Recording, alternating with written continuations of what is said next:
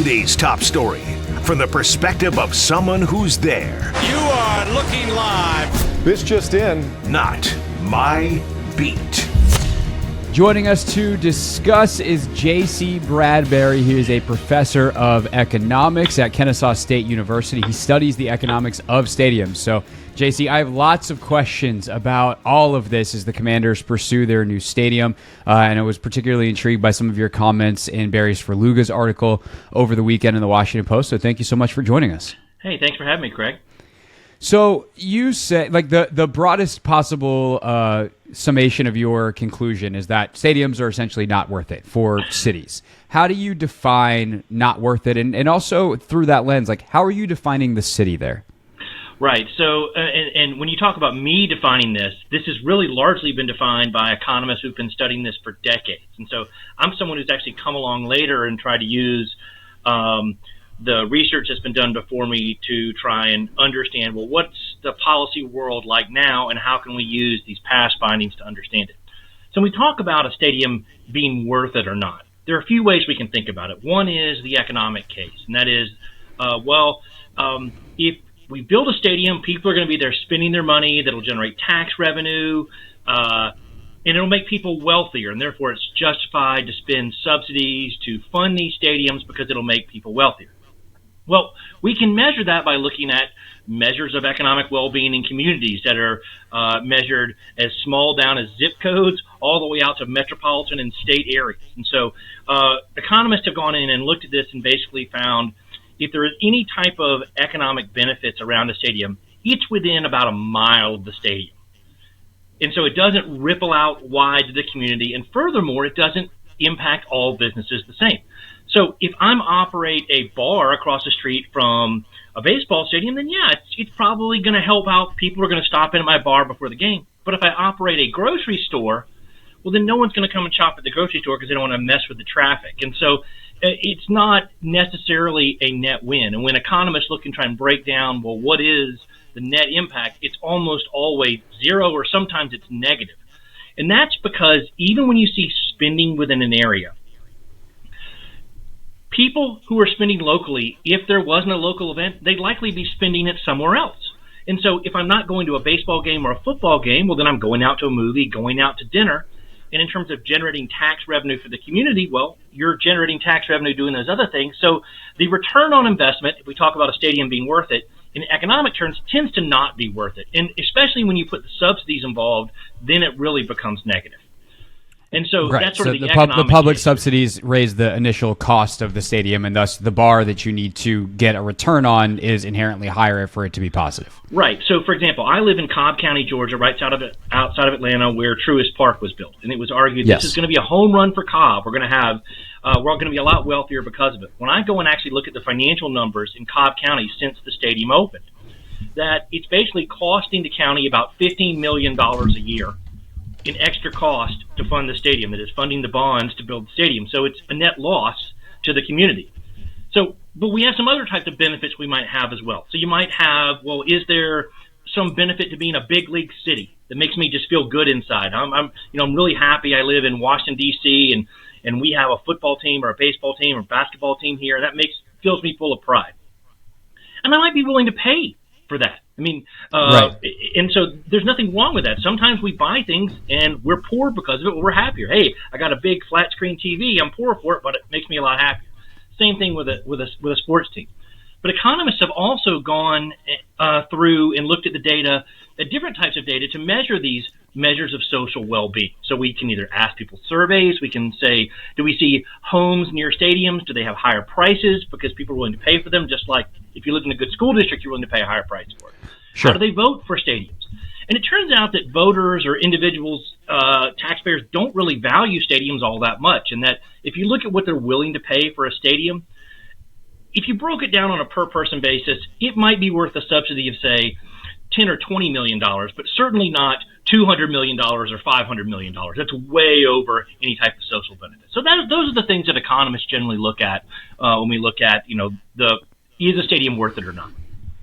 So you have already hit on a number of the things I wanted to ask about. Professor JC Bradbury is with us, studies the economics of stadiums at Kennesaw State, or teaches economics, I should say, at Kennesaw State, and studies the impact of stadiums on communities. So the kind of social badge, if you will, is certainly part of it, and it's something that Mayor Bowser talked about in an interview on our radio station last week, the mayor of DC, where we didn't get the World Cup. Like we're the capital of the United States. The United States is hosting the World Cup in 2026, the Men's World Cup, and we're not going to have a game, and it's because our stadium stinks right now, which is why, of course, the Commanders are looking to build a new one. But she also said that for instance, Nats Park, which is down the street from us here in our studios, like it revitalized the neighborhood and put quote unquote money in the city's coffers. What is, when you put a stadium in a neighborhood that, if we're just being blunt, like is then going to be gentrified like crazy and kind of rebuilt as if it didn't exist? What's how do you break down that economic impact?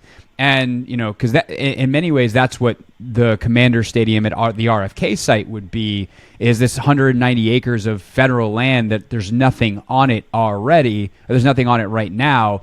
And so thus the community is not really going to that neighborhood. I mean, there's stuff around it, but it would be a completely kind of new neighborhood, if you will, plopped in the middle of Washington, D.C. Right. So, and just to preface this, I used to live in Washington, D.C., up sort of near Capitol Hill, spent a lot of time near there. So I'm somewhat familiar with the area, and it's before the Nationals were there. There's this confusion that sometimes happens when you take a look at a stadium and you look at the area around it and go, look at how nice this is. Before the stadium, it was bad. Afterwards, it's nice. Therefore, the stadium must have caused this. And so economists aren't stupid. They understand, well, could there be some improvement going on here? In fact, when we go through and look at methods that are used to determine causality, did the stadium cause this area to be revitalized or be nicer? Over and over again, they find that it didn't. And in fact, sometimes stadiums are located in areas that are primed for redevelopment. That is, hey, this would be a great place for redevelopment. We're going to put a stadium here, and it's just along for the ride rather than causing the ride. So if you take what's going on around RFK, we have some area that is undeveloped simply because they're not allowed to develop it. The question isn't, well, should we put a stadium here to revitalize it, but what is the best thing to put here to make this area a little bit nicer? And the reality is that stadiums themselves, particularly football stadiums, don't have a lot of uses in areas because they're used so few days out of the year. So you take a look at something like a football stadium, you get 8 to 10 home games a year, maybe a few more if you make the playoffs. Maybe you host 5 concerts over the year, but actually stadium concerts are actually quite rare. Maybe you get a monster truck show or something. So it's empty for most of the year. Plus, when you have a stadium, you create all these congestion problems. So you have people who want to come to the stadium. It creates an incentive for people who want to make a lot of money off parking, not to build nice buildings, but to flatten buildings and make parking lots and that are vacant most of the time. Crime is a huge spillover effect from stadiums. And so we often see stadium events, and not just in major league sports, but this is around the world. So you look at soccer matches. When you host a soccer match, there actually can be some increase in crime. And I mean, some of this is not surprising. You get a whole bunch of people together, they're drinking alcohol, they're angry, they're breaking things, but also there are people who take advantage of police being busy doing other stuff. So there doesn't seem to be a very strong case to be made that the stadiums themselves are what's causing any type of revitalization. And so, and Major League Baseball Commissioner Rob Manfred keeps pointing to the Nationals. Oh, I used to live in D.C. and look how much nicer it is. Well, he's making this next step that the National Stadium caused any change in this area, when in fact that area was already slowly moving in the right direction, and the Nationals wanted to be located there because that was an area that was doing a little bit better. And so, if someone did a study and said, look, putting this stadium here really helped this area, and there are ways you could demonstrate to do that, I might change my mind on that. But the reality is that when we look at all the other stadiums studies that have been done, we don't see that. In fact, the only study I know that has looked at the National Stadium directly found that it was associated with more crime, which I know may seem hard to believe, but I'm just saying that's why we need to look at this critically rather than just sort of saying, well, what do I think happened? And more so when it comes to sports, people say, what do I want to have happened? People really want sports to be beneficial, and so they're primed to already believe that a sports stadium caused these benefits. That's really fascinating about the National Stadium because, people say it so haphazardly, like, oh, Navy Yard was this crime-infested, whatever area, and we know that often can just be coded language that it was poorer folks that were living here, often people of color that were living in Navy Yard. Now all of a sudden it's richer, it's more affluent. There's luxury apartments, everywhere you turn, and yet the crime numbers go up on behalf of the stadium being there, and the fact that when there are people, there are crime, and that brings thousands upon thousands of people into that neighborhood. 100, what is it, 80, basically 100 nights a year, right. Between games and other events there. So one of the other things that I think, so the mayor said for RFK, mixed-use facility is what she would like. So you have the idea of a mixed-use facility where you have a stadium, but you also have this other stuff. And one of the models is that the new ownership group, the Harris Group for the Commanders, they would have to pay for the stadium, but maybe some of the public money goes to revitalizing and updating the infrastructure, right? You widen some of the roads, you redo the metro, you take some of the public services and the public things, infrastructure, and that's where the public money goes. Is there any argument for something like that, or is it you still run into the, sure, that could work, but a stadium is still a stadium, and if you do all that stuff and build private housing or private whatever else, that is actually a better use? Right. So if you're going to spend money on a stadium, I do think it's best to spend on some of the sort of complementary items that governments can provide. Maybe, you're right, widening roads, changing infrastructure, but you have to be careful what the costs are. If you're spending $1 billion building a new interchange, you might as well just build the stadium. It's still a public cost, and it's not worthwhile. That's not a good place to put a stadium. But if you're talking about spending tens of millions of dollars, that makes some sense over spending hundreds of millions of dollars. But you also want to look at what are some other things you could do with the area. Because if your goal is to revitalize an area with some sort of mixed-use area that's a lot nicer to be in, stadiums can really inhibit growth in the area because you have certain types of commerce that don't want to open up in the area. So I live in the Atlanta area, and I recently went down to Summer Hill, which is the Atlanta area neighborhood where the Atlanta Braves used to play at Turner Field. Mm-hmm. That's right next to where the previous stadium, Atlanta Fulton County Stadium, was actually built. Looks just like RFK. It looked a lot like RFK. Yeah, I'm actually from Greenville, South Carolina. So many of my audience might not be familiar. I am familiar. I went to the '96 Olympics as a 6-year-old. So I know. Well, I went there. I was a little bit older, but So, but that area, it was not nice.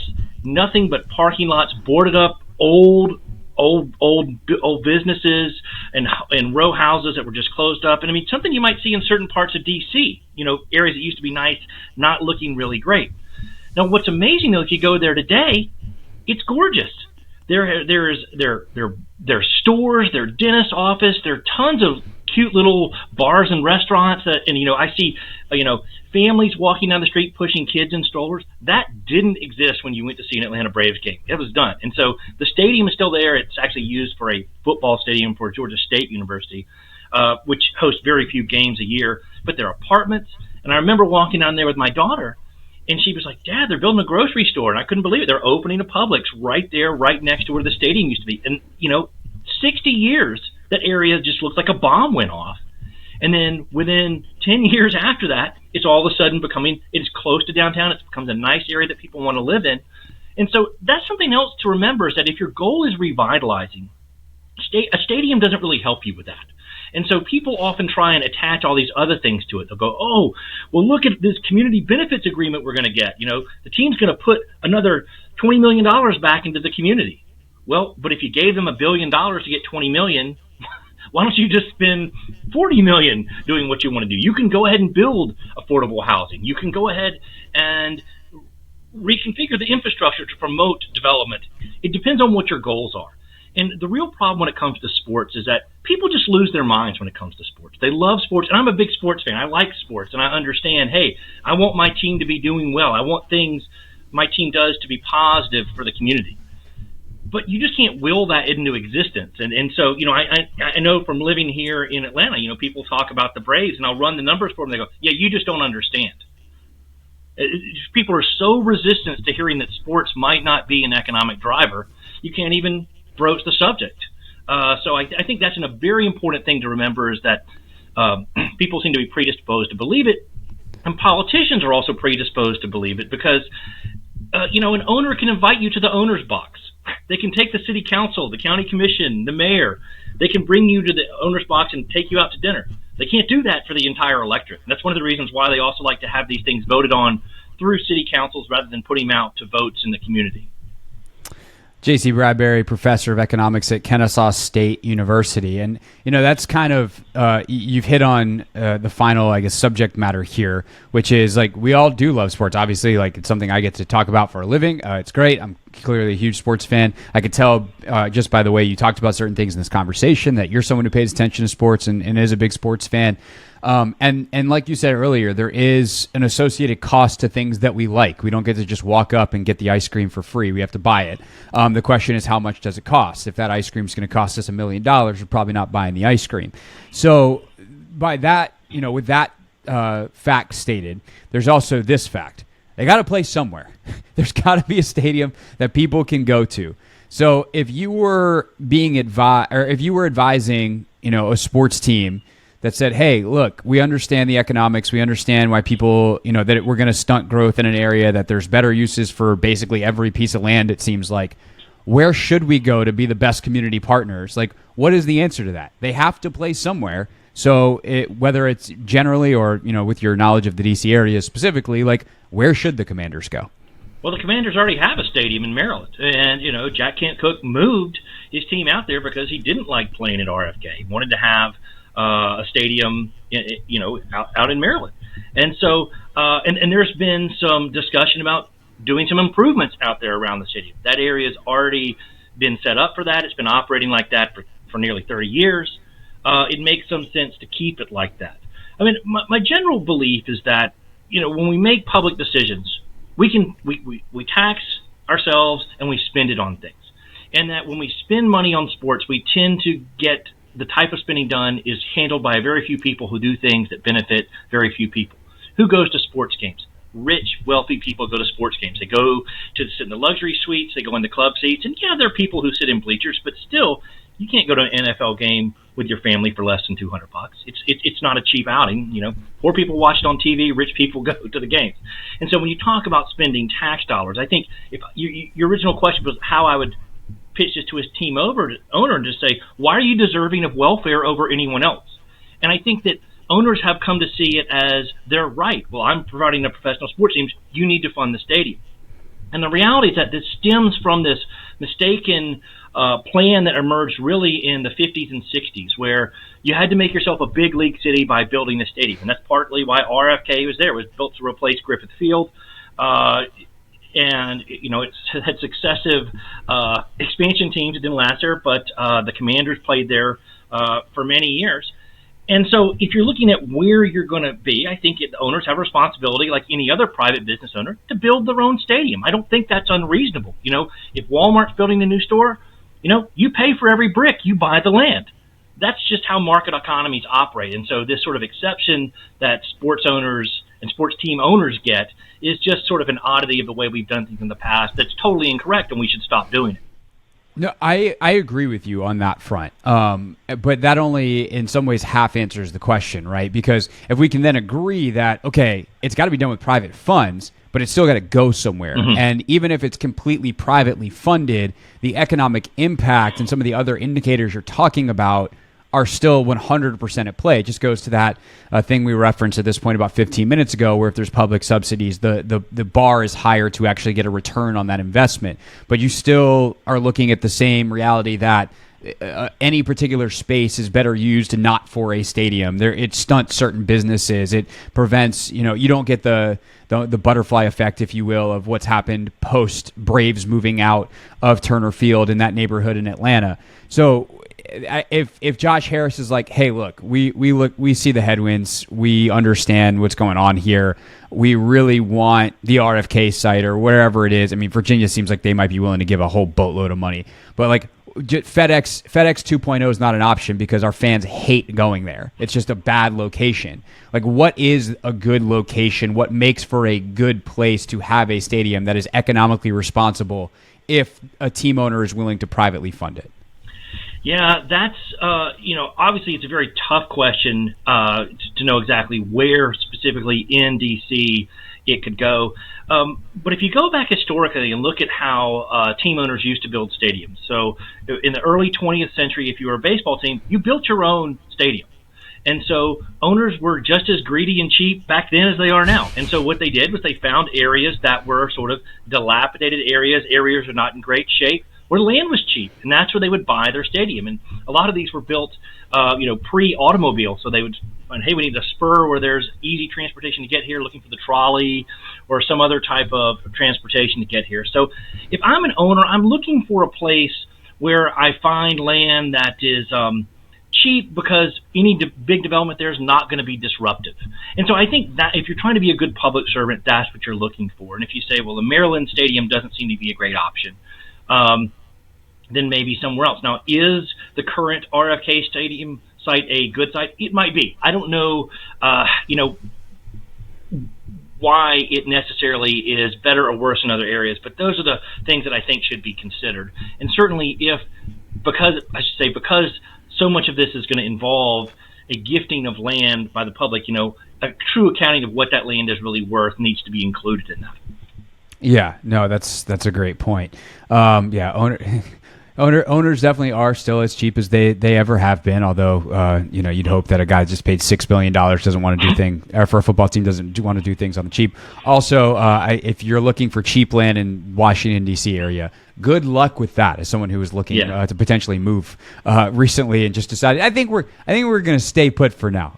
It's not exactly the greatest market in the world anywhere in a major city in America, but especially here right now. Yeah, absolutely. If Jack Kent Cooke should have relocated within D.C. when he built the FedEx Field. Yeah, no doubt about it. JC, where can people read more from you if they would like to know more on these topics? Do you have any work that's published and publicly available, or is it all in research journals and things like that? Well, what I try and do is I'm on Twitter or X a lot, and I try and post links to some of the public papers that I do, and I'm trying to write more and more stuff that's more publicly accessible. And so I'm working on some stuff now to be putting up that's more widely read by people who aren't economists, and that's my hope, is to influence policy. So I put up links every now and then to news stories and things like that. But if you go and you can find my webpage at Kennesaw State University, it'll link you at least to my Twitter account. You can search through some things there. My page where I post working papers on research that I've done, and there are a few recent ones there that are really targeted to a layman's audience. Very cool. For those watching this on demand on YouTube, we will throw a link in the episode description. If you're listening to this live on the radio, then just Google JC Bradbury. His page at Kennesaw State, the first one that comes up when you Google it. I know because I've Googled JC Bradbury. JC, thank you so much for coming on. This was really, really insightful, and certainly we're going to have you back as developments happen throughout this process that we imagine will probably be going for a couple of years here. Sure, Craig. Thanks. Happy talking with you. Good questions. I appreciate it. What's up, kiddos? It's your boy Clinton Yates from ESPN. It's the Hoffman Show on the Team 980. Tell your mama I said what's up.